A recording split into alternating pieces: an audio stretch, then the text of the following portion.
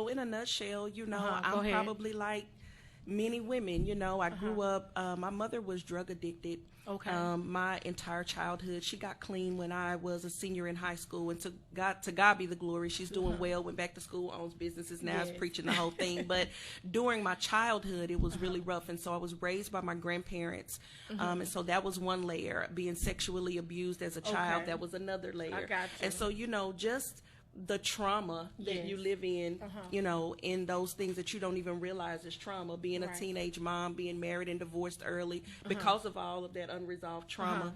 And then just my personal journey with God in him healing me, and then saying, now that I've brought you through all of that, I want you to go and help some other women. And so that story all too well. Come on here. Of what that means to be able to go back and reach in. But one of the things that a lot of women share is that they're just it always is good to have someone that they feel like they can relate to. I wasn't born with a silver spoon in my mouth, so I know what it's like to be evicted. I know what repos are like. I know what being a single mom is like. I know what going through divorce is like. I know what trauma is like. So all of the things. So when you see me here today,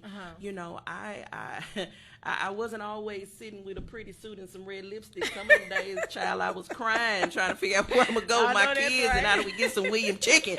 But, so, I understand the struggle. And I think that that's just what helps women to open up and say, wow, well, if she can come through it, so can I. Yeah.